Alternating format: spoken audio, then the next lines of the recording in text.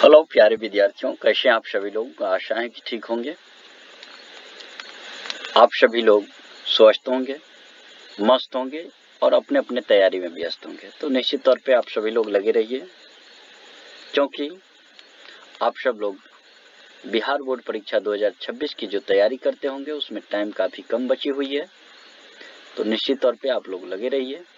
आइए आज की क्लास में हम लोग इतिहास विषय को कवर करते हैं, अर्थात आप सभी छात्र छात्राओं में से बिहार इंटर परीक्षा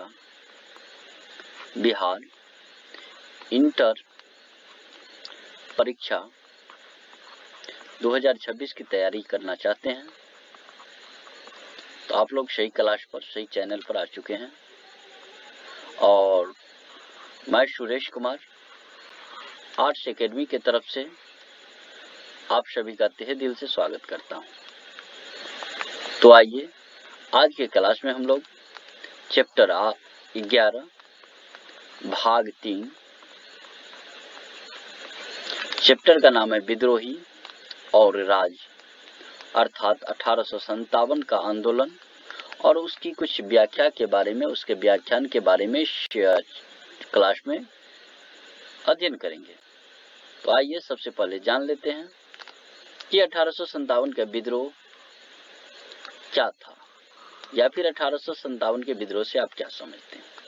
तो यहाँ 3-4 बातें ध्यान रखना आप लोगों को। 1857 का जो विद्रोह था, इसे प्रथम भारतीय स्वतंत्रता संग्राम या फिर सिपाही विद्रोह के नाम से जाना जाता था। 2 बातें याद रखिएगा। 1857 का जो क्रांति थी उसको प्रथम भारतीय स्वतंत्रता संग्राम या सिपाही विद्रोह कहा जाता था। आगे दिया हुआ है, ब्रिटिश ईस्ट इंडिया कंपनी ने के शासन के विरुद्ध एक बड़ा आंदोलन था, फिर भी ये असफल हो गया। क्यों? सबसे पहले ये जान लीजिए कि 1810 में 1857 को मेरठ, यूपी के मेरठ में सैनिकों द्वारा ये आंदोलन शुरू किया गया। उसके बाद दिल्ली, तत्पश्चात कानपुर, उसके बाद लखनऊ, झांसी जैसे स्थानों पर फैल गया। मंगल पांडे के नेतृत्व कर रहे थे। मंगल पांडे में भारतीय सैनिकों के विद्रोह ने इसे भड़काया।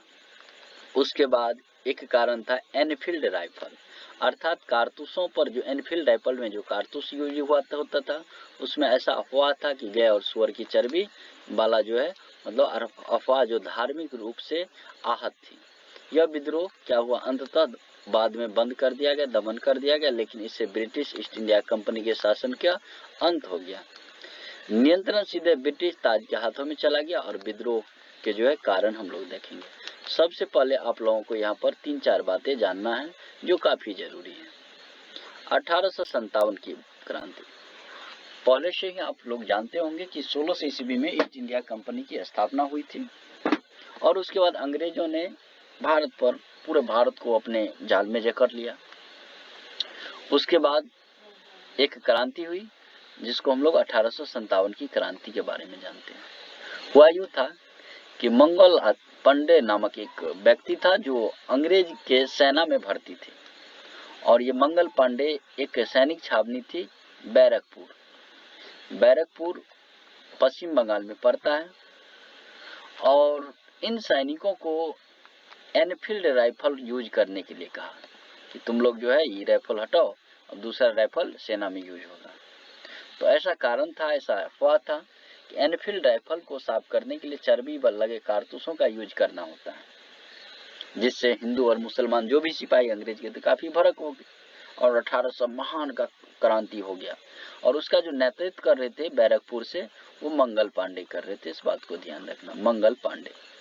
जैसे कि आप सभी जानते हैं कि हमारा देश 1947 में आजाद हुआ, तो जानवे नहीं करते हैं, लेकिन हुआ यूं था कि 1947 ईस्वी से पहले, अर्थात 90 साल पहले, 1857 में हमारा देश आजाद हो जाता। जो अभी भारत आजाद हो जाता तो अमेरिका, चीनी सबको काफी पीछे छोड़ देता, लेकिन ऐसा नहीं हुआ। कुछ कारण थी, यह असफल हो गया। बहुत सारे लोगों ने इसका साथ नहीं दिया। चलिए आइए कारण जान लेते हैं हम लोग कि क्या क्या इसके कारण थे। तो सभी जना को, सभी लोगों को, सभी विद्यार्थीगण को इस बात का ध्यान रखना होगा कि पहला जो था कारण, इसका तत्कालीन कारण था, तत्काल कारण था। आप लोग जातीय आवासीय आय भी बनाते होंगे तो उसमें तत्कालीन जातीय आवासीय आय बनाते होंगे। तो एनफील्ड राइफल के कारतूसों पर जो सुअर और चर्बी लगी थी, किन चीज का, सुअर और गाय की, जो हिंदू और मुस्लिम सैनिकों की धार्मिक भावनाओं को ठेस पहुंचा सकती थी।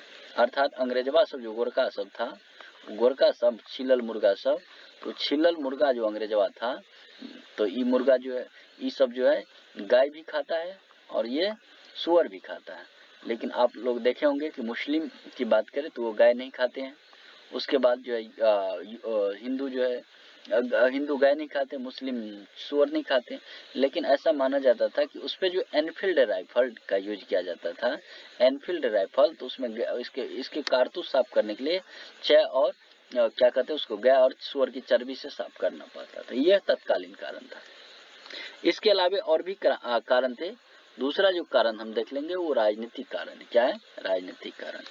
तो आप सभी देखिए, राजनीतिक कारण में ब्रिटिश नीतियों ने भारतीय शासकों के अधिकार और पारंपरिक व्यवस्था को कमजोर कर दिया। अर्थात भारतीय शासकों मतलब भारत के राजा, जितने भी राजा थे उनको उनका राज हड़प लिया। जैसे हड़प नीति, उसके बाद बच्चे को गोद लेने से मनाही, इन सब चीजों के माध्यम से क्या कर लिए कि जो अंग्रेज भारतीयों राजाओं के राज हड़प लिए। दूसरा कारण ये हो गया राजनीतिक कारण।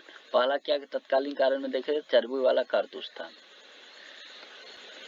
उसके बाद नेक्स्ट कारण देखेंगे हम लोग सामाजिक और धार्मिक कारण। सामाजिक और धार्मिक कारण, पश्चिमी सभ्यता के प्रसार, अगला है सती प्रथा, उसके बाद कन्या भ्रूण हत्या जैसे सुधारों ने भारतीय समाज में चिंता का असंतोष था। यहाँ पर सती प्रथा के बारे में जान लेंगे। ये सती प्रथा क्या कारण जो थे, सामाजिक कारण, ये क्या थे। तो हुआ यूं था कि एक एक राजा 3 4 शादी 5 शादी करती थी। बूढ़ा तक मतलब जो है, जवान तो शादी होवे करता था, बूढ़ा जब तक बूढ़ा न हो जाए, मर न जाए, तब तक शादी करवे करता था। अब मान लीजिए ये 60 साल का हो गया। जैसे आप लोग अभी एक कहानी भी सुने होंगे, 80 साल का बाबा, 70 साल का दादी, ये दोनों जो है लव मैरिज किए हैं, है ना। कैसा समय बीत गया। इसी तरह से ये बूढ़ा 60 साल का होता था तब भी एक शादी कर लेती थी। मान लीजिए 18 साल के बच्ची से शादी कर लेती थी। अब इसको जो है, ये तो 5 साल 10 साल में टपक जाते। इस महिला को विवाहित हुए कुछ ही दिनों होता था, तो होता था ये तो इसको मरना ही है, क्योंकि ये ध्रुव सत्य है कि सबको ऊपर जाना है। तो ये बाबा को मरना था, ये राजा को मरना था, तो ये राजा मर जाते थे। तो इसके साथ में इस लड़की को जो है जला दिया जाता था, उसके जिंदा जला दिया इस लड़की को, जिसे ही सती प्रथा कहा गया, इसको 1829 ईस्वी में बंद कर दिया गया। राजा राममोहन 1829 में राजा राममोहन राय के नेतृत्व में अंग्रेजों के साथ मिलके, तो इसी को सती प्रथा पहला कारण था। दूसरा कन्या भ्रूण, जो वर्तमान समय में हो रहा है कि गर्भ में अगर ये जांच करवा लिया जाता है अल्ट्रासाउंड या इत्यादि माध्यमों से, बच्चों को मतलब माताओं के पेट में क्या है, मतलब गर्भ में क्या है, तो उसमें देखा जाता है कि ऐसे लड़की है तो उसको हत्या करवा दिया जाता है, मरवा दिया जाता है। इसीलिए इसे भ्रूण हत्या कहा जाता है, भ्रूण हत्या कहा जाता है। उसके बाद कई सामाजिक सुधार भी थे जो इसके कारण बने। आइए उसके बाद हम लोग नेक्स्ट बातें जानते थे। विद्रोह के नेता, 1857 के विद्रोह के जो कई नेता हुए, जिसमें कुछ प्रमुख नेताओं के बारे में हम लोग जानते हैं। यहाँ पर क्या लिखा हुआ है, यहाँ पर लिखा हुआ है विद्रोह के नेता। पहला है मंगल पांडे। पहला नेता कौन थे? मंगल पांडे। मंगल पांडे विद्रोह की शुरुआत करने वाले पहले सैनिकों में से एक थे। क्वेश्चन रहेगा आप लोगों को, क्वेश्चन सुनिए, क्वेश्चन कौन सी रहेगा, क्वेश्चन रहेगा 1857 की क्रांति का ओ माय गॉड, जरा एक मिनट, क्रांति का नेतृत्व किसने किया था? नेतृत्व करने सबसे पहले नेतृत्व पहले कौन किए थे? पहले कौन किया था या कौन किए थे? तो इस क्वेश्चन का आंसर आप लोगों को लिखना है, या फिर ऑप्शन में ऑब्जेक्टिव क्वेश्चन रहेगा तो मंगल पांडे लिखना है। क्या लिखना है? मंगल पांडे। मंगल पांडे, इस क्वेश्चन का आंसर लिखना है मंगल पांडे। उसके बाद बहादुर शाह जफर के बारे में हम लोग देखेंगे। तो बहादुर शाह जफर ने भारत उसको पकड़ के इसको भारत का बादशाह घोषित कर दिया। ये नहीं बनना चाह रहे थे, लेकिन मंगल पांडे से पकड़ के इसे भारत का बादशाह घोषित कर दिया। उसके बाद अगला है नाना साहब। तो नाना साहब जो 1857 की विद्रोह किया था, तो कानपुर से। क्वेश्चन इतना ही पूछेगा, 1857 की क्रांति का नेतृत्व कानपुर से किसने किया था? तो कानपुर से आप लोगों को याद रखना है, कानपुर से नाना साहब ने किया था। किसने किया था? नाना साहब। इसका नाम था नाना साहब, याद रखिएगा इसको, नाना साहब। अगला है रानी लक्ष्मीबाई, झांसी की रानी, जिन्होंने विद्रोह का नेतृत्व किया। उसके बाद जो है तापिया टोपे जो थे, वो नाना साहब का सेनापति। तो आपको नाना साहब का सेनापति और विद्रोह का प्रमुख नेता, तो आपको पूछे नाना साहब का सेनापति, तो नाना साहब का सेनापति कौन थे? ये जो है तापिया टोपे थे। और ये नाना साहब कौन थे? तो नाना साहब भारत का बादशाह, मतलब जो नाना साहब थे कानपुर से विद्रोह का नेतृत्व कर रहे थे। नेक्स्ट नेतृत्वकर्ता को देखेंगे, तो अगला जो नेतृत्वकर्ता है वो कौन है? वो है बाबू वीर कुंवर सिंह।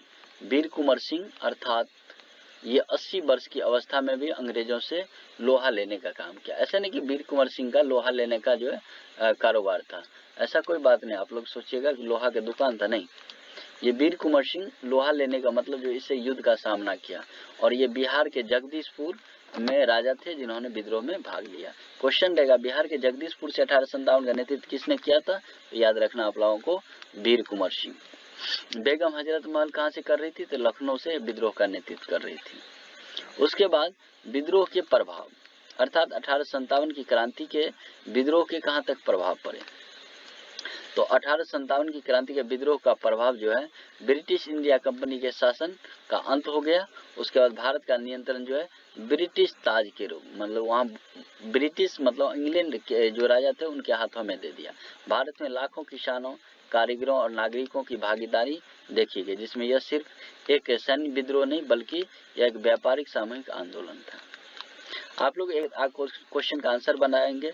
आप लोग बताइए, असहयोग आंदोलन कब हुई थी? असहयोग आंदोलन कब हुई थी? इस क्वेश्चन का आंसर आप लोग कमेंट बॉक्स में कमेंट करेंगे। उसके बाद सविनय अवज्ञा आंदोलन कब हुआ था? सविनय अवज्ञा आंदोलन कब हुआ था? सविनय अवज्ञा आंदोलन कब हुआ था?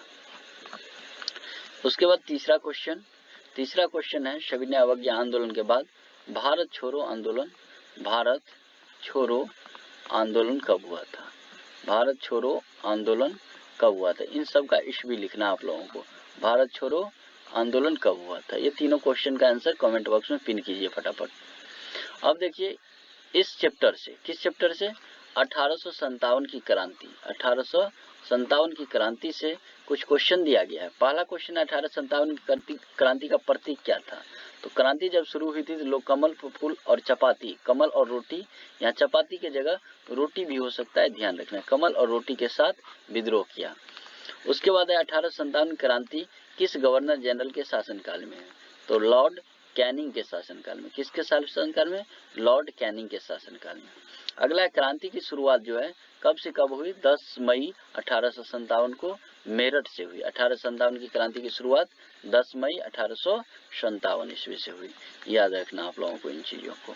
उसके बाद यहाँ पर देखिए क्रांति के अन्य नाम बताए। तो जैसे आप लोग देखे थे 1857 की भारतीय विद्रोह को जो है प्रथम भारतीय स्वतंत्रता संग्राम, सिपाही विद्रोह या भारतीय विद्रोह के नाम से जाना जाता है।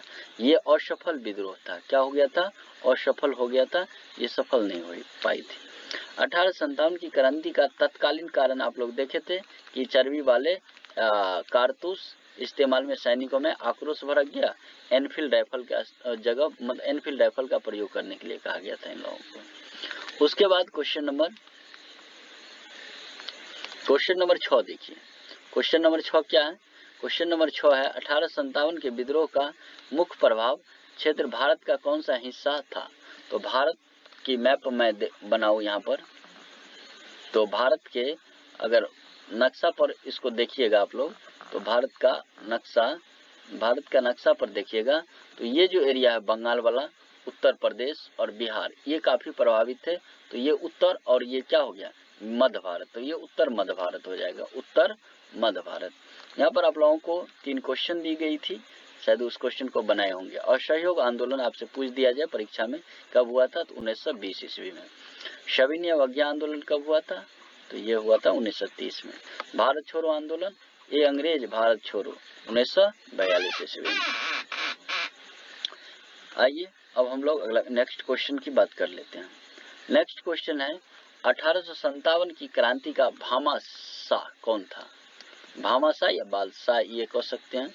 1857 की क्रांति, तो 1857 की क्रांति का भामाशाह अमरचंद बाठिया था, जिसने अपनी सारी संपत्ति रानी लक्ष्मीबाई को दान कर दी थी। कौन, अमरचंद बाठिया। अमरचंद्र बाठिया जो है अपनी सारी संपत्ति रानी लक्ष्मीबाई को दान कर दी थी। नेक्स्ट है 1857 की क्रांति का पहला शहीद, सबसे पहले किसे फांसी दिया गया था, मंगल पांडे को। मंगल पांडे कौन थे, तो बैरकपुर छावनी के सैनिक थे। बैरकपुर छावनी के सैनिक थे। बैरकपुर छावनी के सैनिक थे, इसको याद रखना, बैरकपुर छावनी के सैनिक थे। नेक्स्ट है बैरकपुर में 8 अप्रैल को, कब 8 अप्रैल को याद रखिएगा डेट, फांसी दे दी गई, या राजस्थान में अमरचंद बाठिया को, जिसे ग्वालियर में फांसी दे दी गई। नेक्स्ट है 1857 की क्रांति का सबसे युवा शहीद कौन थे, तो युवा शहीद पूछे तो हेमा कालानी थे। कौन थे, हेमा कालानी, जिसे टोंक में फांसी दी गई। जगह का नाम भी याद रखिएगा, टोंक में फांसी दे दी। किसे टोंक में फांसी दे दी गई, तो यहाँ देख सकते हैं हेमू कालानी को, और सबसे युवा शहीद हेमू कालानी ही थी। नेक्स्ट क्वेश्चन 1857 के विद्रोह में किस नेता का नाम धोंदू पंत था। धोंदू पंत, तो नाना साहब पेशवा को धोंदू पंत कहा जाता था। नाना साहब पेशवा जैसे उपनाम होता है आप लोगों का, गुल्लू, मोनू, टोनू, उसके बाद जो है रिंकी, मिंकी, पिंकी, इस तरह से जो है उपनाम भी होता है। एक मेन नाम होता है, एक उपनाम होता है। तो इसी तरह से धोंदू पंत किसको कहा जाता है, नाना साहब पेशवा को कहा जाता था। आइए अब 11 नंबर क्वेश्चन देखिए, बैरकपुर छावनी में किसने विद्रोह की कमान संभाली, तो विद्रोह की जो कमान संभाली बैरकपुर से वो मंगल पांडे थे। जैसे आप लोग बोले बैरकपुर छावनी में सैनिक विद्रोह किसने किया था, मंगल पांडे ने किया था। भोरे भोर जगह दूगो अंग्रेजिया को क्या किया, टपका दिया ऊपर। ऐसा होना भी चाहिए, उन लोगों को पहले मार के भगा देना चाहिए। 1857 में अगर मेरा देश आजाद हो जाता, अभी हम लोग अमेरिका, चीन, रूस इस सब से आगे रहते हैं, है ना, इस सब से आगे रहते हैं। चलिए अब नेक्स्ट क्वेश्चन देखिए। अगला जो क्वेश्चन दिया हुआ है यहाँ पर आप सभी देख सकते हैं, क्वेश्चन नंबर 12, मंगल पांडे को कब फांसी दी गई, तो 8 अप्रैल 1857 ईस्वी को। उसके बाद 10 मई 1857 को मेरठ से आंदोलन शुरू हो गया था। 10 मई 1857, आपसे पूछ दे सबसे पहले 1857 की क्रांति की शुरुआत कब हुई, तो 10 मई, कब, 1857 में। किस जगह से, तो मेरठ से, ये याद रखिएगा, मेरठ से। उसके बाद दिल्ली में हुआ 11 मई को। आपसे पूछ दे दिल्ली में कब हुआ, तो 11 मई 1857 को, याद रखिएगा इसको भी। नेक्स्ट है मंगल पांडे ने अंग्रेजों के खिलाफ कब आवाज उठाई। मंगल पांडे ने अंग्रेजों के खिलाफ कब आवाज उठाई, तो 6 मार्च को। मंगल पांडे ने अंग्रेजों के खिलाफ 6 मार्च को आवाज उठाई, 6 मार्च को। उसके बाद जो है 6 मार्च के बाद 8 अप्रैल 1857 को इसको फांसी दे दी गई।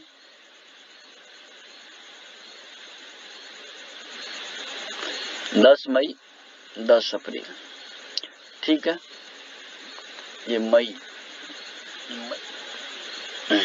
उसके बाद हम लोग आगे बढ़ जाएंगे और कुछ आप लोगों से एक आध क्वेश्चन पूछेंगे और फिर इन्फॉर्म कर देंगे। तो देखिए यहाँ पर ये आप बताइएगा, हमारा देश कब आज़ाद हुआ, भारत कब आज़ाद हुआ, भारत कब आज़ाद हुआ, आज़ाद हुआ, ये आज का क्वेश्चन है। और आप लोग इस क्वेश्चन का आंसर जानते होंगे तो कमेंट बॉक्स में कमेंट पिन करेंगे, और अगले रोज इस क्वेश्चन का आंसर मैं सबका चेक करके बताऊंगा कि कौन कौन आंसर दिया, उसका नाम भी बोलूंगा इसमें, है ना। आप अगर बिहार इंटर परीक्षा बिहार बोर्ड इंटर परीक्षा की तैयारी करते हैं, इंटर में पढ़ते हैं और इंटर की तैयारी करते हैं, और 2026 ईस्वी में, कब, 2026 ईस्वी में परीक्षा में सम्मिलित होना चाहते हैं। आपका विषय इतिहास हो सकता है, या फिर आप इतिहास के अलावा भूगोल भी रखे होंगे, उसके बाद जो है राजनीतिक विज्ञान भी रखे होंगे, राजनीतिक विज्ञान भी रखे होंगे। कुछ लोग इकोनॉमिक्स अर्थशास्त्र भी रखे होंगे। आपका हिंदी तो होबे करेगा क्योंकि ये तो कंपलसरी है। मैथिली होगा और संगे संगे इंग्लिश भी रखे होंगे। तो इन सारे विषयों का किसका इतिहास का, भूगोल का, राजनीतिक शास्त्र का, हिंदी का, मैथिली, इन सब विषयों की तैयारी आप जो है फिलहाल KSCC क्लासेज ये यूट्यूब में सर्च कीजिएगा। KSCC क्लासेज ये चैनल है, ये आर्ट्स एकेडमी ने अभी आर्ट्स एकेडमी पर वीडियो नहीं डला रहा है। तो आप अगर KSCC क्लासेज के चैनल पर वीडियो मतलब जो इसको जाइएगा तो ये सारा का सारा जो है ये चैप्टर मिल जाएगा। जैसे आप लोग अगर 1 से देखना चाहेंगे वो भी, उसके बाद जैसे 10 चैप्टर, ये तो 11 चैप्टर है, यहाँ पर देख सकते हैं आप लोग। ये कौन सा चैप्टर है? तो ये 11वां चैप्टर है ना, चैप्टर 11 है 1857 का विद्रोह। और चैप्टर थोड़ा मैं बता दूं यहाँ पर कि ये जो है चैप्टर 11 है। 10 चैप्टर का देखना चाहेंगे या 1 से 10 तक देखना चाहेंगे, ये सारा के सारा इसी चैनल पर मिल जाएगा। तो आप सभी को पुनः मैं सुरेश कुमार धन्यवाद देना चाहूँगा कि आप सभी लोग इन वीडियो को देखें और आप अपने परीक्षा में एक उत्कृष्ट प्रदर्शन किए और आप लोग इस वीडियो में नेक्स्ट रोज से बने रहिएगा और समय पर आ जाइएगा। तो आप लोगों को काफ़ी लाभ मिलने वाले इस वीडियो से। तो मैं विदा लेता हूं आप सभी से। धन्यवाद आप सभी लोगों का। Thank you all of you, many thank you.